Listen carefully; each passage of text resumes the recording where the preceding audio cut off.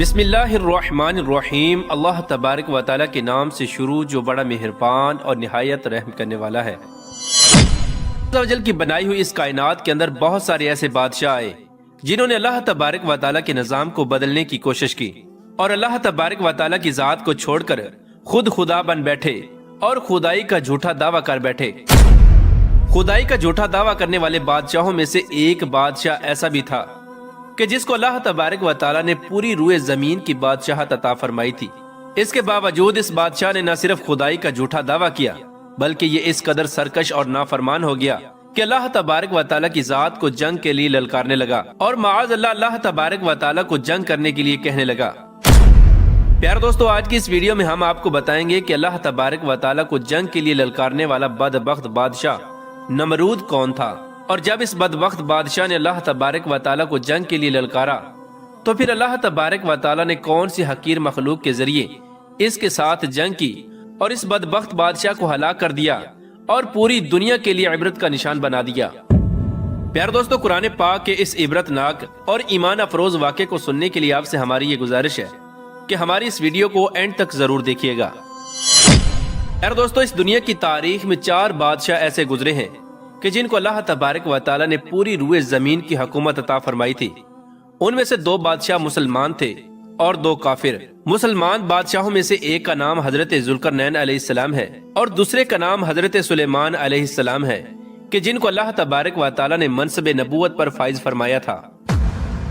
اور کافر بادشاہوں میں سے ایک کا نام نمرود اور دوسرے کا نام بخت نصر تھا۔ پیارے دوستو، خدائی کا جھوٹا دعویٰ کرنے والا بادشاہ نمرود شہر بابل کا حاکم تھا۔ اس بادشاہ کا نام نمرود بن کنعان بن قوس بن سام بن نو تھا۔ پیارے دوستو، روایات میں آتا ہے کہ اللہ تبارک و تعالیٰ نے نمرود کو پوری روئے زمین پر حکومت عطا فرمائی تھی اور اس بادشاہ نے پوری روئے زمین پر 400 سال تک حکومت کی۔ یہ ایک جابر اور ظالم بادشاہ تھا اور اس کے دور کے اندر بت پرستی عام تھی۔ لوگ اللہ تبارک و تعالیٰ کی وحدانیت کو چھوڑ کر بتوں کی پوجا کیا کرتے اور نمرود کو اپنا خدا مانتے اور اس کی عبادت کیا کرتے۔ اس نمرودی دور کے اندر بت پرستی اس قدر عام تھی کہ تمام نمرودیوں نے اپنے خداؤں کے طور پر بہت سارے بت بنائے ہوئے تھے جن کی وہ لوگ پوجا کیا کرتے تھے۔ اس کے ساتھ ساتھ نمرود خود کو بھی خدا کہلواتا اور لوگوں کو اپنی پوجا کرنے کا حکم دیتا۔ اس قوم کی ہدایت کے لیے اللہ تبارک و تعالیٰ نے اپنے پیارے پیغمبر حضرت ابراہیم علیہ السلام کو مبعوث فرمایا۔ کفر و شرک اور بت پرستی کے اس دور کے اندر حضرت ابراہیم علیہ السلام وہ واحد شخص تھے جو اللہ تبارک و تعالیٰ کی وحدانیت پر ایمان رکھتے تھے اور بتوں کی بجائے اللہ تبارک و تعالیٰ کی عبادت کیا کرتے تھے۔ حضرت ابراہیم علیہ السلام نے جب اس قوم کو اللہ تبارک و تعالیٰ کی ذات کو چھوڑ کر بتوں کی پوجا کرتے ہوئے دیکھا تو حضرت ابراہیم علیہ السلام نے اس قوم کو ہدایت کی طرف بلایا اور بتوں کی پوجا کرنے کی بجائے اللہ تبارک و تعالیٰ کی عبادت کرنے کا حکم دیا۔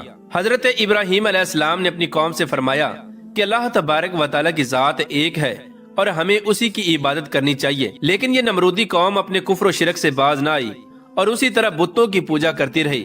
ایک دن حضرت ابراہیم علیہ السلام نے اس قوم کے جھوٹے خداؤں کو اس قوم کے سامنے جھوٹا ثابت کرنے کا ارادہ کیا اور حضرت ابراہیم علیہ السلام اس مقام پر تشریف لے گئے جہاں ان کے وہ تمام بت پڑے ہوئے تھے کہ جن کی یہ لوگ پوجا کیا کرتے تھے۔ حضرت ابراہیم علیہ السلام جب اس قوم کے بت خانے میں پہنچے تو وہاں ان کے تمام بڑے بت پڑے ہوئے تھے۔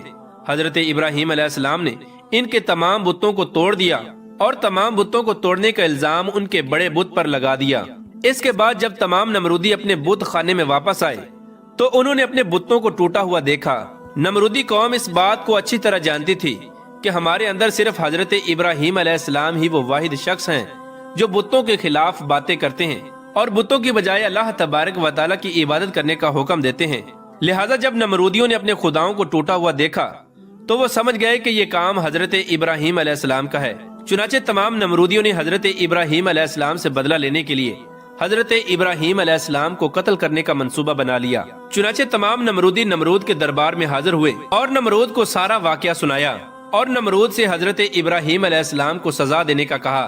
اس طرح نمرود نے جب یہ بات سنی تو وہ آگ بگولا ہو گیا اور اس نے ایک مقام پر آگ جلانے کا حکم دیا۔ نمرود نے یہ حکم جاری کیا کہ ایک وسیع میدان کے اندر آگ جلائی جائے اور اس کے اندر حضرت ابراہیم علیہ السلام کو ڈال دیا جائے۔ چنانچہ نمرود کے حکم کے مطابق ایسا ہی کیا گیا۔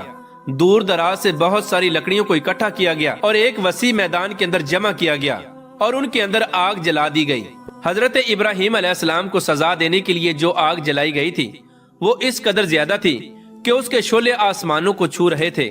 پیار دوستو، جب نمرود کے حکم کے مطابق ایک وسیع میدان کے اندر آگ کو جلا دیا گیا تو اس کے بعد حضرت ابراہیم علیہ السلام کو اس آگ کے اندر ڈال دیا گیا۔ جیسے ہی حضرت ابراہیم علیہ السلام اس آگ کے اندر تشریف لائے تو اللہ تبارک و تعالیٰ نے فوراً آگ کو حکم دیا کہ اے آگ تو حضرت ابراہیم علیہ السلام پر ٹھنڈی اور سلامتی والی ہو جا۔ تو وہ آگ اللہ تبارک و تعالیٰ کے حکم کے مطابق حضرت ابراہیم علیہ السلام پر ٹھنڈی اور سلامتی والی ہو گئی۔ حضرت ابراہیم علیہ السلام ارشاد فرماتے ہیں کہ میں جتنے دن آگ میں رہا اتنے دن میں اللہ تبارک و تعالیٰ کے خاص فضل اور رحمت میں تھا، اور جو سکون اللہ تبارک و تعالیٰ کی طرف سے مجھے آگ کے اندر عطا کیا گیا وہ اس سے پہلے کبھی نہ تھا۔ پیار دوستو، کچھ دنوں کے بعد حضرت ابراہیم علیہ السلام اس آگ سے زندہ باہر تشریف لے آئے۔ یہ منظر دیکھ کر تمام نمرودی حیران رہ گئے، لیکن اس کے باوجود نمرود اور نمرودی قوم اللہ تبارک و تعالیٰ کی وحدانیت پر ایمان نہ لائی اور اسی طرح اپنی بت پرستی کے اندر مبتلا رہی۔ لیکن اس کے باوجود حضرت ابراہیم علیہ السلام اپنے عہد سے پیچھے نہ ہٹے اور مسلسل اپنی قوم کو حق کی دعوت دیتے رہے۔ حضرت ابراہیم علیہ السلام نے نمرود کو بارہا دفعہ سمجھایا اور اپنے کفر و شرک سے باز آنے اور اللہ تبارک و تعالیٰ کی وحدانیت پر ایمان لانے کا کہا۔ حضرت ابراہیم علیہ السلام کی یہ بات سن کر نمرود اللہ تبارک و تعالیٰ کی وحدانیت کا انکار کرنے لگا اور حضرت ابراہیم علیہ السلام سے مناظرہ کرنے لگا، اور حضرت ابراہیم علیہ السلام کے سامنے نمرود نے خدائی کا دعویٰ کر دیا۔ نمرود نے حضرت ابراہیم علیہ السلام سے مناظرہ کرتے ہوئے یہ سوال کیا کہ تیرا رب کون ہے؟ تو حضرت ابراہیم علیہ السلام نے ارشاد فرمایا کہ میرا رب وہ ہے جو زندگی اور موت دیتا ہے۔ یہ بات سن کر نمرود مسکرانے لگا اور حضرت ابراہیم علیہ السلام سے کہنے لگا کہ یہ تو میں بھی کر سکتا ہوں۔ چنانچہ نمرود نے تکبر کے ساتھ 2 قیدیوں کو بلایا جن کو سزائے موت ہو چکی تھی۔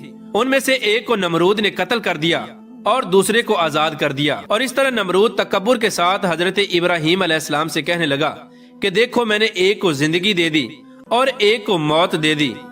اس طرح نمرود حضرت ابراہیم علیہ السلام کے سامنے اپنے آپ کو خدا کہنے لگا اور اپنی خدائی کی باطل دلیلیں پیش کرنے لگا۔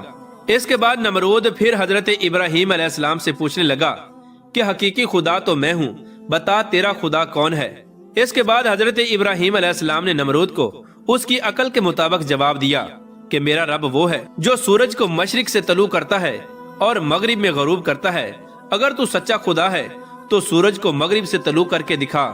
چنانچہ جب نمرود نے حضرت ابراہیم علیہ السلام کی یہ بات سنی تو اس کا رنگ اڑ گیا اور وہ لاجواب ہو گیا، اور اس طرح نمرود لاجواب ہو کر اپنی پوری قوم کے اندر ذلیل و رسوا ہو گیا۔ پیار دوستو، اس کے بعد بھی کئی مرتبہ حضرت ابراہیم علیہ السلام نے نمرود کو اللہ تبارک و تعالیٰ کی وحدانیت کی طرف بلایا، لیکن نمرود اپنی سرکشی سے باز نہ آیا اور اسی طرح کفر و شرک کے اندر مبتلا رہا۔ چنانچہ حضرت ابراہیم علیہ السلام کے بار بار دعوت حق دینے سے نمرود تنگ آ گیا، اور بلاخر تنگ آ کر نمرود حضرت ابراہیم علیہ السلام سے کہنے لگا کہ اگر تیرا خدا سچا ہے تو اس کو بول کہ اپنی فوج بھیجے اور میرے ساتھ جنگ کرے۔ چنانچہ جیسے ہی نمرود نے حضرت ابراہیم علیہ السلام کے سامنے یہ بکواس کی تو فوراً حضرت جبرائیل علیہ السلام حضرت ابراہیم علیہ السلام کی بارگاہ میں حاضر ہوئے اور حضرت ابراہیم علیہ السلام سے کہنے لگے کہ اللہ تبارک و تعالیٰ کا لشکر جنگ کے لیے تیار ہے۔ حضرت جبرائیل علیہ السلام کی یہ بات سن کر حضرت ابراہیم علیہ السلام نمرود سے یہ کہنے لگے کہ اللہ تبارک و تعالیٰ کا لشکر جنگ کے لیے تیار ہے۔ چنانچہ حضرت ابراہیم علیہ السلام کی یہ بات سن کر نمرود حضرت ابراہیم علیہ السلام سے کہنے لگا کہ مجھے 3 دن کی مہلت دی جائے تاکہ میں اپنی جنگ کی تیاری کر سکوں۔ چنانچہ نمرود کو 3 دن کی مہلت دے دی گئی۔ پیارے دوستو، چونکہ نمرود کی حکومت پوری دنیا پر تھی، ان 3 دنوں کے دوران نمرود نے پوری دنیا کے بڑے بڑے جنگجوؤں کو اکٹھا کیا اور بہت سارے ہتھیاروں کو جنگ کے لیے تیار کیا۔ اس طرح جب نمرود نے 3 دن کے اندر اندر اپنی تمام تیاری مکمل کر لی، اس کے بعد نمرود حضرت ابراہیم علیہ السلام کو تکبر کے ساتھ للکار کر کہنے لگا کہ ہماری فوج جنگ کے لیے تیار ہے، اپنے رب سے کہو کہ اپنی فوج کو بھیجے اور ہمارے ساتھ جنگ کرے۔ نمرود کی یہ بات سن کر حضرت ابراہیم علیہ السلام نے اللہ تبارک و تعالیٰ کی بارگاہ میں دعا کی تو اللہ تبارک و تعالیٰ نے مچھروں کی ایک فوج کو بھیجا۔ ان مچھروں کی تعداد اس قدر زیادہ تھی کہ وہ مچھر پورے آسمان پر پھیل گئے۔ اللہ تبارک و تعالیٰ نے ان مچھروں کو نمرودی فوج پر مسلط کر دیا۔ یہ مچھر اللہ تبارک و تعالیٰ کے حکم سے دیکھتے ہی دیکھتے نمرودی فوج کا گوشت کھا گئے اور ان کا خون پی گئے۔ اس وقت تمام نمرودی فوج کی ہڈیاں ہی ہڈیاں باقی رہ گئیں۔ چنانچہ اس دردناک منظر کو دیکھ کر نمرود اپنے محل کی طرف دوڑا اور اپنی بیوی کے کمرے کے اندر چھپ گیا۔ اسی دوران اللہ تبارک و تعالیٰ کے حکم سے ایک لنگڑا مچھر نمرود کے گھر میں داخل ہوا۔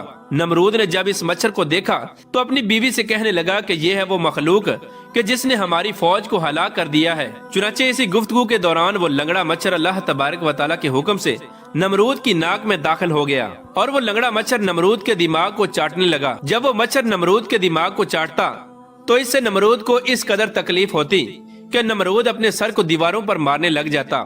اس طرح اللہ تبارک و تعالیٰ کے حکم سے وہ لنگڑا مچھر نمرود کے دماغ میں کئی دنوں تک رہا۔ اس وقت نمرود نے اپنے محل کے اندر یہ حکم جاری کر دیا کہ جو بھی میرے محل کے اندر داخل ہو وہ پہلے نمرود کے سر پر جوتے مارے۔